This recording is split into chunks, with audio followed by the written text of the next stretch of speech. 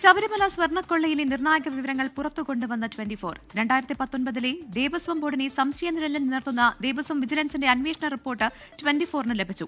കവർച്ചയ്ക്ക് പിന്നിൽ ബോർഡിന്റെ സമ്മർദ്ദമുണ്ടായെന്ന് സംശയിക്കുന്നതായി റിപ്പോർട്ട് വ്യക്തമാക്കുന്നു. സ്വർണ്ണപ്പാളികൾ ഉണ്ണികൃഷ്ണൻ പോറ്റിക്ക് നൽകാൻ ബോർഡ് ഉത്തരവ് ദേവസ്വം സെക്രട്ടറി എസ് ജയശ്രീ തിരുത്തിയതിന്റെ രേഖകളും 24 പുറത്തുവിട്ടു.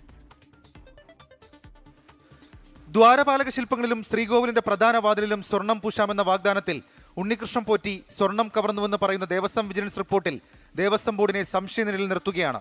നിയമവിരുദ്ധമായി ഉദ്യോഗസ്ഥർ ചെയ്തത് ദേവസ്വം ബോർഡ് അധികാരികൾ അറിഞ്ഞില്ലെന്ന് കരുതാൻ കഴിയില്ല. 2019 ബോർഡ് അധികാരികളുടെ പ്രേരണയോ സമ്മർദ്ദമോ നിർദ്ദേശമോ ഉണ്ടോ എന്ന് സംശയമുണ്ട്. നിയമവിരുദ്ധമായി ഉണ്ണികൃഷ്ണൻ പോറ്റി ശബരിമല ദേവസ്വത്തിന് പുറത്തു കൊണ്ടുപോയി സ്വർണം പൂശാനിടയായത് 2019 ബോർഡിന്റെ വീഴ്ചയാണെന്നും ബോർഡിനെതിരെയും തുടർ നടപടി വേണമെന്നും ദേവസ്വം വിജിലൻസ് റിപ്പോർട്ടിൽ പറയുന്നു. ഉദ്യോഗസ്ഥ വീഴ്ചയും അക്കമിട്ട് നിരത്തുന്നുണ്ട്. 2019 administrative officer Murari Babu, executive officer D Sudheesh Kumar എന്നിവർ ബോധപൂർവം ചെമ്പുപാളി എന്ന രേഖ തയ്യാറാക്കി തെറ്റിദ്ധരിപ്പിക്കുന്ന രീതിയിൽ ശുപാർശ നൽകി.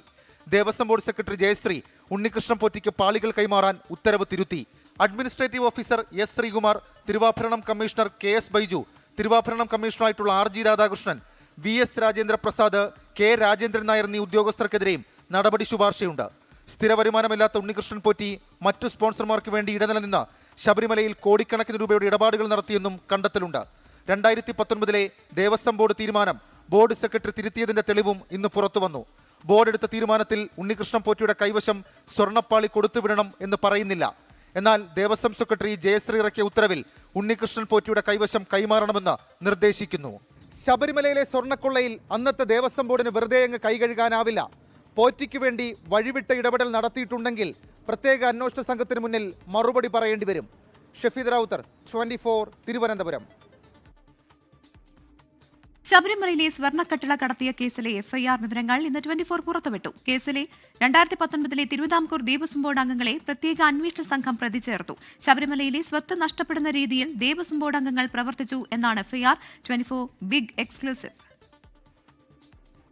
2019 മാർച്ച് 19 ശബരിമലയിലെ സ്വർണ്ണക്കട്ടിള ചെമ്പ് എന്ന് രേഖപ്പെടുത്തി പുറത്തു കൊണ്ടുപോകാൻ ദേവസ്വം സെക്രട്ടറി ഉത്തരവിറക്കിയത്. മെയ് 18 സ്വർണം പൂശാൻ എന്ന വ്യാജേന ശബരിമലയിൽ നിന്ന് കട്ടിള ഉണ്ണികൃഷ്ണൻ പോറ്റിക്ക് കൈമാറി. ഇതിൽ ഉദ്യോഗസ്ഥർക്കൊപ്പം ദേവസ്വം ബോർഡ് അംഗങ്ങൾക്കും പങ്കുണ്ടെന്നാണ് പ്രത്യേക അന്വേഷണ സംഘത്തിന്റെ കണ്ടെത്തൽ.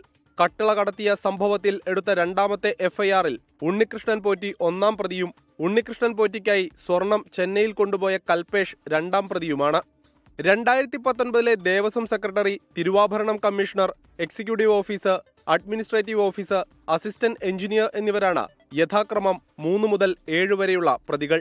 8-ാം പ്രതി അന്നത്തെ ദേവസ്വം ബോർഡ് അംഗങ്ങളെന്നും എഫ്ഐആറിലുണ്ട്. പക്ഷേ ആരുടെയും പേര് പ്രത്യേകം പരാമർശിച്ചിട്ടില്ല.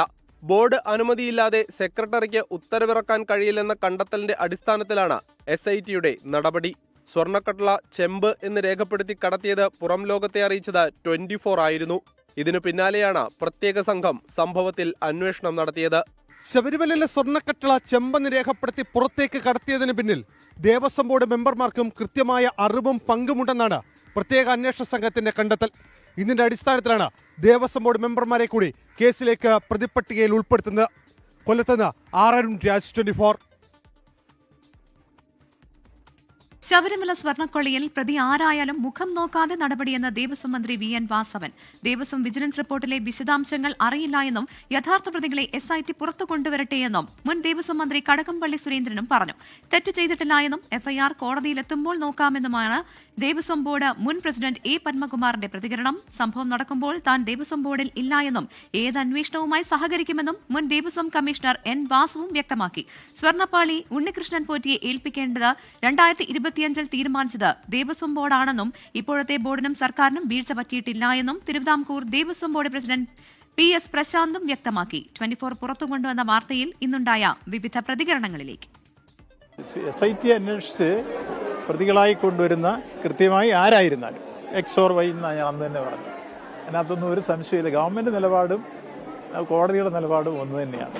യഥാർത്ഥ പ്രതികളെ നിശ്ചയമായിട്ടും ഹൈക്കോടതി നിയോഗിച്ച ആ സ്പെഷ്യൽ ഇൻവെസ്റ്റിഗേഷൻ ടീം പുറത്തു കൊണ്ടുവരും. അതുവരെ ക്ഷമയോടുകൂടി കാത്തിരിക്കുക. അത് അന്നത്തെ ദേവസ്വം ബോർഡിന്റെ ഭാഗത്ത് നിന്ന് ഇക്കാര്യങ്ങളിലൊന്നും വ്യവസ്ഥാപിതമല്ലാത്ത ഒരു കാര്യവും ഞങ്ങൾ ചെയ്തിട്ടില്ല. അതെന്താ അതിൻ്റെ FIRൽ അങ്ങനെ ഉണ്ടെങ്കിൽ അതിൻ്റെ മറുപടി പറയേണ്ടടുത്ത് പറഞ്ഞിട്ട് അത് അവസാനിപ്പിക്കാൻ വേണ്ടിയിട്ടുള്ള കാര്യങ്ങൾ ചെയ്യും. എനിക്കതിനകത്ത് എൻ്റെ ഉത്തമ വിശ്വാസം എന്ന് പറഞ്ഞാൽ എനിക്ക് ഈ വിഷയത്തിലൊന്നും ഒരു റോളും ഇല്ല. ദേവസ്വം ബോർഡിൽ ഈ രണ്ട് കാര്യങ്ങൾ അത് കടത്തിക്കൊണ്ട് പോയതിൽ എനിക്ക് യാതൊരു പങ്കുമില്ല. സ്വർണത്തിൻ്റെ തൂക്കത്തെക്കുറിച്ചായാലും സ്വർണം അപഹരിക്കപ്പെട്ടതിനെക്കുറിച്ചായാലും എല്ലാം തന്നെ ഒരു സമഗ്രമായ അന്വേഷണം വേണമെന്ന് തന്നെയായിരുന്നു ദേവസ്വം ബോർഡിൻ്റെയും സർക്കാരിൻ്റെ നിലപാട്. അത് ആത്മവിശ്വാസത്തോടുകൂടി ഞങ്ങൾ ആവശ്യപ്പെട്ടത് ഞങ്ങൾക്കൊന്നും മറയ്ക്കാനും വിളിക്കാനും ഇല്ലാത്തതുകൊണ്ടാണ്. പുതിയ സ്പെഷ്യൽ ടീം വന്നിരിക്കുന്നു, നല്ല അന്വേഷണം നടക്കും, അതിൻ്റെ ഭാഗമായി എല്ലാ സത്യങ്ങളും പുറത്തു വരട്ടെ എന്നുള്ളതാണ് ഞങ്ങളുടെ നിലപാട്. ശബരിമല സ്വർണ്ണക്കൊള്ളയിൽ യഥാർത്ഥ പ്രതികൾ ഒളിച്ചിരിക്കാൻ ശ്രമിക്കുന്നുവെന്ന് KC വേണുഗോപാൽ MP. CPIM അറിയാതെ ഒന്നും നടക്കില്ല എന്നും KC വേണുഗോപാൽ പറഞ്ഞു. സ്വർണ്ണക്കൊള്ളയിൽ 3 ദേവസ്വം മന്ത്രിമാരുടെയും പങ്ക് അന്വേഷിക്കണമെന്ന് കോൺഗ്രസ് നേതാവ് രമേശ് ചെന്നിത്തല പ്രസ്താവനയിൽ ആവശ്യപ്പെട്ടു. ശബരിമലയിൽ ഏറ്റവും കൂടുതൽ കൊള്ള നടന്നത് ഉമ്മൻചാണ്ടിയുടെ ഭരണകാലത്തെന്ന് മന്ത്രി സജി ചെറിയാൻ ആരോപിച്ചു. യഥാർത്ഥ പ്രതികൾ ഇപ്പോഴും ഒളിഞ്ഞിരിക്കാൻ ശ്രമിക്കുകയാണ്. ഇത് നമുക്കറിയാം, CPMന്റെ ശൈലി അറിയാത്തവരല്ലോ നമ്മളാരും. CPMന് ഗവൺമെൻറ് അറിയാതെ, പാർട്ടി അറിയാതെ, ദേവസ്വം ബോർഡല്ല ഏത് പൊന്നുതമ്പുരാൻ വിചാരിച്ചാലും ഇത്തരം കാര്യങ്ങൾ ചെയ്യാൻ കഴിയില്ലെന്ന് ആർക്കാ അറിയാത്തത്? ശബരിമലയിലെ സാമ്പത്തിക സ്രോതസ്സാക്കാൻ ശ്രമിച്ച സർക്കാരിൻ്റെ നടപടി തന്നെയാണ് ഇതിൻ്റെ ഭാഗമായിട്ട് നമ്മൾ മനസ്സിലാക്കേണ്ടത്. ഇവിടെ UDFന്റെ കണ്ണുനീര് കണ്ടാൽ ഭയങ്കര കണ്ണുനീരാണ്. എന്തോ ഒരു നൊമ്പരമാണെന്നറിയാം. കേരളം മൊത്തം ഒരു ജാഥ നടത്തുന്നു, നിയമസഭയിൽ അവർ ഭയങ്കര പ്രതിഷേധം നടത്തുന്നു. എന്താ നമുക്ക് തന്നെ അറിയത്തില്ല. അവരുടെ ഭരണകാലത്ത് ഈ ശബരിമലയിലോട്ടൊന്നും ഒരു റോഡിൽ കൂടെ സഞ്ചരിക്കാൻ പറ്റും. മികച്ച കുണ്ടും കുഴിയും കാണണമെങ്കിൽ ശബരിമലയിൽ ഉമ്മൻചാണ്ടിയുടെ കാലത്ത് പോയാൽ മതി. ഒരുമാതിരിപ്പെട്ടവൻ പോയി തിരിച്ചു വരത്തില്ല, വന്നാൽ നട്ടല് കാണത്തില്ല. അത്ര നല്ല മനോഹരമായ റോഡായി. കേരളത്തിൽ ഏറ്റവും കൂടുതൽ കൊള്ള നടന്നത് അവരുടെ കാലത്താണ് ശബരിമലയിൽ, ക്ഷേത്രങ്ങളിൽ. ശബരിമല സ്വർണ്ണക്കൊള്ളയിൽ പ്രത്യേക അന്വേഷണ സംഘം സന്നിധാനത്തെത്തി. ദേവസ്വം വിജിലൻസ് പിടിച്ചെടുത്ത രേഖകൾ SITക്ക് കൈമാറി. AV ജയശങ്കർ ചേരുകയാണ് വിവരങ്ങളുമായി. പത്തനംതിട്ടയിൽ നിന്ന് ജയശങ്കർ, നിർണായകമായ നീക്കമാണ്. ദേവസ്വം വിജിലൻസ് പിടിച്ചെടുത്ത ഏതൊക്കെ രേഖകളാണ് നിലവിൽ SITക്ക് കൈമാറിയിരിക്കുന്നത്? പ്രഭിത, ഇന്ന് ഉച്ചയോടുകൂടിയാണ് SIT സംഘം സന്നിധാനത്തെത്തിയത്. ഒരു CIയുടെ നേതൃത്വത്തിലുള്ള സംഘമാണ് സന്നിധാനത്തെത്തുകയും ഈ സ്വർണ്ണപ്പാളി വിവാദവുമായി ബന്ധപ്പെട്ട രേഖകൾ അവിടെ നിന്ന് പിടിച്ചെടുക്കുകയും ചെയ്തത്. ഈ SITക്ക് നേരിട്ട് ദേവസ്വം വിജിലൻസിൽ നിന്ന് ഈ രേഖകൾ കൈപ്പറ്റാൻ സാധിക്കില്ല. അത് ദേവസ്വം ബോർഡിൻ്റെ കൂടി രേഖകളാണ്. അതുകൊണ്ട് തന്നെ ദേവസ്വം ബോർഡുമായി ബന്ധപ്പെട്ട് ഈ ശബരിമലയുമായി ബന്ധപ്പെട്ട വിവാദങ്ങൾ നടന്ന അതിൻ്റെ ഓഫീസും മറ്റും സന്നിധാനത്താണുള്ളത്. അതുകൊണ്ടാണ് അവിടെ എത്തി ഈ രേഖകൾ ദേവസ്വം വിജിലൻസിൽ നിന്ന് കൈപ്പറ്റാതെ ഈ സംഘം, ഈ SIT സംഘം നേരിട്ട് ഉദ്യോഗസ്ഥരിൽ നിന്ന് പിടിച്ചെടുക്കുന്ന സാഹചര്യം ഉണ്ടായത്. എന്തായാലും രേഖകൾ അവിടെ വെച്ച് തന്നെ പരിശോധിച്ചു. കൂടുതൽ ഇതുമായി ബന്ധപ്പെട്ട ഈ 2019 വിവാദങ്ങൾ സംബന്ധിച്ച കൂടുതൽ പരിശോധനയും SIT സംഘം സന്നിധാനത്ത് വെച്ച് നടത്തുകയുണ്ടായി. വരും ദിവസങ്ങളിൽ ഈ പരിശോധന വ്യാപിപ്പിക്കാനാണ് സംഘത്തിൻ്റെ തീരുമാനം. എന്തായാലും നിലവിൽ ഈ പിടിച്ചെടുത്ത ഈ രേഖകൾ എന്തായാലും വിശദമായി പരിശോധിക്കും. ആ പരിശോധനയുടെ അടിസ്ഥാനത്തിൽ കൂടുതൽ ചോദ്യം ചെയ്യലും കൂടുതൽ തെളിവെടുപ്പ് ഉൾപ്പെടെയുള്ള കാര്യങ്ങളിലേക്ക് സംഘം കടക്കും. എന്തായാലും നിലവിൽ SIT സംഘം സന്നിധാനത്ത് തുടരുന്നുണ്ട്. അല്പസമയത്തിനകം തന്നെ അവർ പമ്പയിലേക്ക് ഇറങ്ങി തിരിച്ചു പോകുമെന്നാണ് നമുക്ക് ലഭ്യമാകുന്ന വിവരം. എന്തായാലും ഈ രേഖകൾ കൈപ്പറ്റുക എന്ന ലക്ഷ്യത്തോടു കൂടിയാണ് SIT സംഘം ഇന്ന് സന്നിധാനത്തെത്തിയത്. ഒപ്പം തന്നെ പ്രാഥമിക പരിശോധനകളും സന്നിധാനത്ത് ഈ സംഘം നടത്തി. CIയുടെ നേതൃത്വത്തിലുള്ള സംഘമാണ് ഉച്ചയോടുകൂടി സന്നിധാനത്തെത്തിയത്. പ്രഭിത, AV ജയശങ്കറാണ് വിവരങ്ങൾ നൽകിയത്. ശബരിമല സ്വർണ്ണക്കൊള്ളയിൽ തിരുവിതാംകൂർ ദേവസ്വം ബോർഡ് അംഗം A. അജികുമാറിനോട് CPI വിശദീകരണം തേടി. ആലപ്പുഴ ജില്ലാ നേതൃത്വമാണ് വിശദീകരണം ആരാഞ്ഞത്. ഉണ്ണികൃഷ്ണൻ പോറ്റിയുമായുള്ള ബന്ധം പുറത്തുവന്നതിനെ തുടർന്നാണ് CPIയുടെ നടപടി. അജികുമാറിന്റെ കുടുംബക്ഷേത്രം വകയായി ഉണ്ണികൃഷ്ണൻ പോറ്റി 2 വീടുകൾ നിർമ്മിച്ചു നൽകിയിരുന്നു. സ്വർണ്ണപ്പാളി മോഷണ വിവാദത്തിനൊപ്പം ഇതും പുറത്തുവന്നത് പാർട്ടിക്ക് നാണക്കേടുണ്ടാക്കി എന്ന വിലയിരുത്തലിലാണ് അജികുമാറിനോട് വിശദീകരണം തേടിയത്. കൊട്ടാരക്കര ഗണപതി ക്ഷേത്രത്തിലെ കരിപ്രസാദം തയ്യാറാക്കിയതിലെ ക്രമക്കേടിൽ അന്വേഷണം ആരംഭിച്ച ദേവസ്വം വിജിലൻസ് സാമ്പിളുകൾ ശേഖരിച്ച സംഘം പരാതിക്കാരുടെ മൊഴിയെടുത്തു. ഉന്നത ഉദ്യോഗസ്ഥർക്ക് പകരം SI റാങ്കിലുള്ള ഉദ്യോഗസ്ഥൻ അന്വേഷണത്തിന് എത്തിയതിൽ BJPയും വിവിധ ഹൈന്ദവ സംഘടനകളും പ്രതിഷേധിച്ചു. ഷാഫി പറമ്പിൽ എംപിക്കെതിരായ പോലീസ് മർദ്ദനത്തിൽ മലക്കം മറിഞ്ഞ് കോഴിക്കോട് റൂറൽ SP. പേരാമ്പ്രയിൽ ലാത്തിചാർജ് നടന്നിട്ടില്ല എന്നും ഷാഫി പറമ്പിൽ MPയെ പുറകിൽ നിന്ന് ലാത്തി കൊണ്ട് അടിച്ചുവെന്നും റൂറൽ SP KE ബൈജു പറഞ്ഞു. സേനയിലെ ചിലർ മനഃപൂർവ്വം പ്രശ്നമുണ്ടാക്കാൻ ശ്രമിച്ചുവെന്നും അതാരാണെന്ന് കണ്ടെത്താൻ അന്വേഷണം നടത്തുകയാണെന്നും റൂറൽ SP വ്യക്തമാക്കി. MPക്കെതിരായ പോലീസ് നടപടിയിൽ ഉദ്യോഗസ്ഥർക്കെതിരെ നടപടി സ്വീകരിക്കുന്നതുവരെ സമരം തുടരാനാണ് DCCയുടെ തീരുമാനം. ഞങ്ങൾ പോലീസ് ചെയ്തിട്ടില്ല. കത്തച്ചാർജ് നിങ്ങൾ കണ്ടു കാണും. ഒരു കമാൻഡേയും വിസിലടിക്കും, അടിച്ചോടിക്കും. അങ്ങനെ ആക്ഷൻ നടന്നിട്ടില്ല. പക്ഷെ ഞങ്ങളുടെ ഉള്ള ചില ആളുകൾ മനഃപൂർവ്വം അവിടെ കുഴപ്പമുണ്ടാക്കാൻ വേണ്ടി ശ്രമിച്ചിട്ടുണ്ടെന്ന് ഞങ്ങൾ പിന്നീട് മനസ്സിലാക്കിയിട്ടുണ്ട്. അത് ഞങ്ങളിപ്പോൾ AI വിളക്ക് ഉപയോഗിച്ചിട്ട് ആരാണെന്ന് കണ്ടുപിടിക്കാൻ ആയിക്കൊണ്ടിരിക്കുക. ഞങ്ങളുടെ അല്ലെങ്കിൽ നിങ്ങളുടെ എൻ്റെ അല്ല, ഞങ്ങളുടെ എല്ലാവരുടെയും MPനെ കൂടെ പോലീസുകാർ പുറകിൽ നിന്നില്ലാത്തതുകൊണ്ട് ഇങ്ങനെ കിട്ടുന്നൊരു ഉണ്ട്. അതിനു മുമ്പ് ഞങ്ങൾ എല്ലാ വിഷൻസ് നോക്കിയിട്ടാണ് ഞാൻ പറഞ്ഞില്ല, ലാത്തിചാർജ് ഞങ്ങൾ ചെയ്തിട്ടില്ല. ഇപ്പോഴും ലാത്തിചാർജ് ചെയ്തിട്ടില്ല. അത് നമ്മൾ ലാത്തിചാർജിൻ്റെ ഒരു ഡ്രിൽ മൊമെന്റ് ചെയ്തിട്ടില്ല. അത് സൂചിപ്പിക്കാൻ പറഞ്ഞതേ ഉള്ളൂ. ഷാഫി പറമ്പിൽ MPക്ക് പരുക്കേറ്റ സംഭവത്തിൽ പുതിയ ആരോപണവുമായി CPIM. UDF പ്രവർത്തകർ പോലീസിന് നേരെ സ്ഫോടക വസ്തു എറിഞ്ഞുവെന്ന് കോഴിക്കോട് ജില്ലാ സെക്രട്ടേറിയറ്റ് അംഗം SK സജീഷ്. ആദ്യം പൊട്ടിയത് ടിയർ ഗ്യാസ് അല്ല, UDF പ്രവർത്തകർ എറിഞ്ഞ സ്ഫോടക വസ്തുവെന്നും ആരോപണം. 3 മണിക്കൂർ നേരം പ്രകോപിതരാവാതെ സഹിച്ചു നിന്ന എന്ന് തന്നെ വേണമെങ്കിൽ പറയാം. പോലീസിന്റെ ഉള്ളിൽ സ്ഫോടനം നടക്കുന്നു. ആ സ്ഫോടനം UDFന്റെ കോൺഗ്രസിന്റെ ആ ഭാഗത്ത് നിന്ന് വന്ന സ്ഫോടക വസ്തു മുകളിലൂടെ അവരെറിയുന്നു. ആ സ്ഫോടക വസ്തുവാണ് ആദ്യമായി പോലീസിന്റെ ഇടയിൽ നിന്നും പൊട്ടുന്നത്. അത് പോലീസിന്റെ ഗ്രനേഡോ ഒന്നുമല്ല. ഷാഫി പറമ്പിൽ ഒരു MP എന്നുള്ള നിലയ്ക്ക് ഈ നാട്ടിൽ കലാപം ഉണ്ടാക്കാനാണോ ശ്രമിക്കുന്നതെന്ന് എല്ലാവരും പൊതുവെ രാഷ്ട്രീയ ഭേദമന്യേ ഇതിൽ ശക്തമായി പ്രതിഷേധിക്കുകയും പരിശോധിക്കുകയും എല്ലാം ചെയ്യേണ്ടതുണ്ട്. അത് നമ്മുടെ ഈ നാടിന്റെ ആവശ്യമാണ്. കോൺഗ്രസിനെ പ്രതിരോധത്തിലാക്കി വീണ്ടും വിവാദ പരാമർശവുമായി മുതിർന്ന നേതാവ് P. ചിദംബരം. സുവർണ ക്ഷേത്രത്തിൽ നടത്തിയ ഓപ്പറേഷൻ ബ്ലൂ സ്റ്റാർ തെറ്റായിരുന്നുവെന്നാണ് പരാമർശം. ആ തെറ്റിന് ഇന്ദിരാഗാന്ധിക്ക് സ്വന്തം ജീവൻ വിലയായി നൽകേണ്ടി വന്നുവെന്നും ചിദംബരം പറഞ്ഞു. P. ചിദംബരത്തെ തള്ളി കോൺഗ്രസ് രംഗത്ത് വന്നു. മുംബൈ ഭീകരാക്രമണം സംബന്ധിച്ചുള്ള പരാമർശത്തിന്റെ അലയൊലികൾ അടങ്ങും മുമ്പാണ് P. ചിദംബരത്തിന്റെ മറ്റൊരു വിവാദ പരാമർശം. 1984 അമൃത്സറിലെ സുവർണക്ഷേത്രത്തിൽ ഖലിസ്ഥാൻ ഭീകരർക്കെതിരെ നടത്തിയ ഓപ്പറേഷൻ ബ്ലൂ സ്റ്റാർ തെറ്റായ മാർഗമായിരുന്നു. ആ തെറ്റിന് മുൻ പ്രധാനമന്ത്രി ഇന്ദിരാഗാന്ധിക്ക് സ്വന്തം ജീവൻ തന്നെ വില നൽകേണ്ടി വന്നു. There was a way to retrieve and capture all the militants, but the Blue Star was the wrong way. And I agree, Mrs. Gandhi paid with her life for that mistake. But mistake was a cumulative decision of the army, the police, the intelligence and the civil service. സംഭവത്തിൽ ഇന്ദിരാഗാന്ധിയെ മാത്രം കുറ്റപ്പെടുത്താൻ കഴിയില്ലെന്നും സൈന്യം, police, intelligence, civil service എന്നിവരെല്ലാം ചേർന്നെടുത്ത തീരുമാനമായിരുന്നുവെന്നും P. Chidambaram.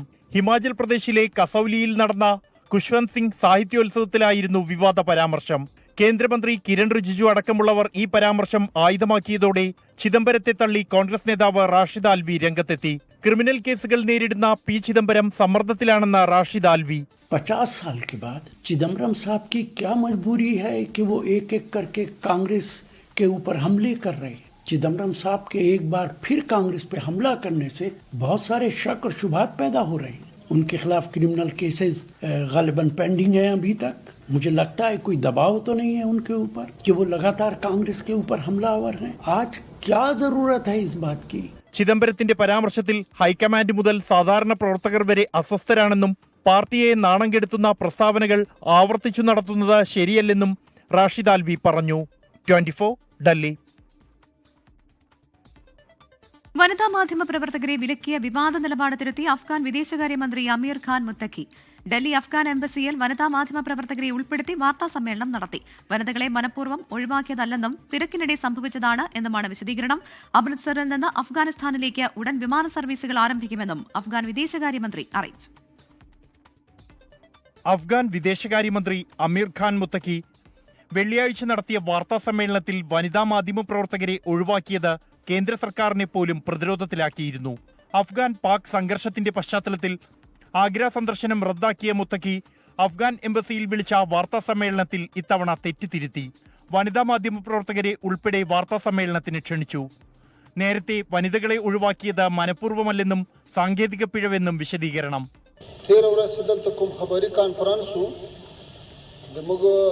تخنیکی ټیمونو محدودو خبريالانو سره رابطه کړې وه او هغوی یې راغوښتي وو. വിദേശകാര്യമന്ത്രി S ജയശങ്കറുമായി വാണിജ്യം, നിക്ഷേപമടക്കം നിരവധി വിഷയങ്ങൾ സംസാരിച്ചതായി മുത്തക്കി പറഞ്ഞു. അമൃത്സറിൽ നിന്നും അഫ്ഗാനിസ്ഥാനിലേക്ക് ഉടൻ വിമാന സർവീസുകൾ ആരംഭിക്കുമെന്നും താലിബാൻ മന്ത്രി പ്രഖ്യാപിച്ചു.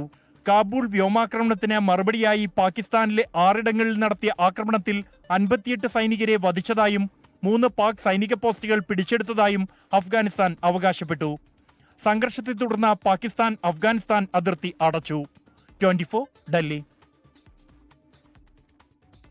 വെടിയൊച്ചലുകൾ നിലച്ചുവെങ്കിലും ആഭ്യന്തര സംഘർഷ ഭീതി ഒഴിയാതെ ഗസ. ഭരണത്തിനായി ഹമാസും മറ്റു വിഭാഗങ്ങളും തമ്മിൽ സംഘർഷം നടക്കുന്നുവെന്നാണ് റിപ്പോർട്ട്. വെടിനിർത്തൽ കരാർ ഒപ്പിടുന്നതുമായി ബന്ധപ്പെട്ട് നാളെ ഈജിപ്തിലെ ഷാം അൽ ഷെയ്ഖിൽ ഉച്ചകോടി നടക്കും.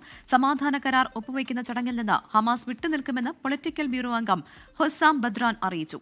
സമാധാന ഉച്ചകോടിയിൽ പ്രധാനമന്ത്രി നരേന്ദ്രമോദി പങ്കെടുക്കില്ല. കേന്ദ്രമന്ത്രി കീർത്തി വർദ്ധൻ സിംഗ് ആകും ഇന്ത്യയെ പ്രതിനിധീകരിക്കുക. നാളെ നടക്കുന്ന ഉച്ചകോടിയിലേക്ക് പ്രധാനമന്ത്രിയെ അമേരിക്ക ക്ഷണിച്ചിരുന്നു. തീരുവ വിഷയത്തിൽ ഭീഷണി വേണ്ടെന്ന് അമേരിക്കയുടെ ചൈന. അമേരിക്കയുടെ തീരുവ ഭീഷണിയുടെ പേരിൽ അപൂർവ ഭൌമധാതുക്കൾക്ക് ഏർപ്പെടുത്തിയ നിയന്ത്രണങ്ങളിൽ നിന്ന് പിന്നോക്കം പോകില്ല. ഭീഷണി മുഴക്കുന്നതിന് പകരം ഭിന്നതകൾ ചർച്ചകളിലൂടെ പരിഹരിക്കാനാണ് അമേരിക്ക ശ്രമിക്കേണ്ടതെന്നും ചൈന പ്രതികരിച്ചു. വ്യാപാര യുദ്ധത്തെ ഭയക്കുന്നില്ല എന്നും ചൈനീസ് വാണിജ്യ മന്ത്രാലയം അറിയിച്ചു. കാസർഗോഡ് ജില്ലയിൽ ലഹരി കേസുകളിലെ പ്രതികൾ കരുതൽ തടങ്കലിലേക്ക്. SKN40 ലഹരി വിരുദ്ധ പ്രചാരണത്തിന്റെ ഭാഗമായി തയ്യാറാക്കിയ റിപ്പോർട്ടിൽ പരാമർശിച്ചവർക്കെതിരെയാണ് അന്വേഷണ വിധേയമായി NDPS ആക്ട് പ്രകാരം കരുതൽ തടങ്കലിലാക്കിയത്. SKN40യുടെ 2ാം ഘട്ടമായ ജ്യോതിർഗമയുടെ ഈ ആഴ്ചത്തെ ബോധവൽക്കരണ പരിപാടികൾ വൈവിധ്യം കൊണ്ടും ജനകീയ പങ്കാളിത്തം കൊണ്ടും ശ്രദ്ധേയമായി.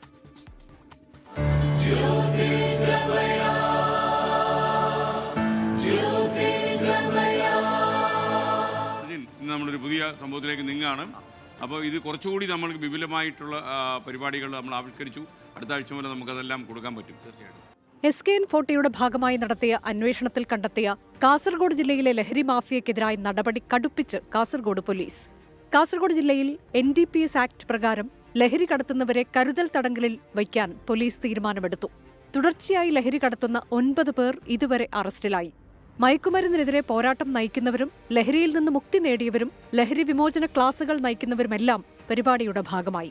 തിരുവനന്തപുരം ജില്ലാ ലീഗൽ സർവീസ് അതോറിറ്റിയുടെ പ്രവർത്തകർ നേരിൽ കണ്ട അനുഭവങ്ങൾ ജ്യോതിർഗമയുമായി പങ്കുവച്ചു. ദുബായ് തെരുവിൽ അലഞ്ഞു നടന്നിരുന്നൊരു 41 വയസ്സുകാരനെ നാട്ടിൽ കൊണ്ടുവന്നിട്ട് ചികിത്സിച്ച് അതൊരു വീഡിയോയിലൂടെ തെരുവിലിങ്ങനെ കിടക്കുന്നു എന്ന് അറിഞ്ഞിട്ട് ആളെ ബന്ധുക്കളെ കണ്ടെത്തി നാട്ടിൽ കൊണ്ടുവന്ന് ചികിത്സിച്ച് സുഖപ്പെടുത്തി രക്ഷകർത്താക്കളോടുകൂടി ഒപ്പം കുടുംബത്തോടൊപ്പം വിട്ടിട്ടുണ്ട്. അതൊരു വല്ലാത്ത അനുഭവമായിരുന്നു. സ്കൂളുകളിലും കോളേജുകളിലും വിപുലമായ ബോധവത്കരണ പരിപാടികളാണ് SKN40 2ാം ഘട്ടമായ ജ്യോതിർഗമയുടെ ഭാഗമായി 24 സംഘടിപ്പിക്കുന്നത്. വിവിധ ജില്ലകളിൽ ജ്യോതിർഗമയുടെ ഭാഗമായി 24 മയക്കുമരുന്ന് മഹാവിപത്ത് പരിപാടി സംഘടിപ്പിച്ചു. കേരള പോലീസ് പറയുന്നു 150 ഗ്രാമല്ല 50 ഗ്രാമായാലും ഞങ്ങൾ പിന്നാലെ വരും. ഡൽഹിയിലെന്താ അവന്റെ മാടത്തിൽ പോയി ഞങ്ങൾ പിടിക്കും. ലഹരിവിരുദ്ധ പ്രമേയം അടിസ്ഥാനമാക്കിയുള്ള കലാപരിപാടികളും ജ്യോതിർഗമയുടെ ഭാഗമായി. പുകച്ചു തള്ളുമ്പോഴും കുടിച്ചിറക്കുമ്പോഴും തളരുന്നത് ആരോഗ്യവും എരിയുന്നത് ആയുസ്സുമാണ്. നഷ്ടപ്പെടുത്തുന്നതിലല്ല, നേട്ടങ്ങൾ കൊയ്യുന്നതിലാകാം ലഹരി. News desk 24.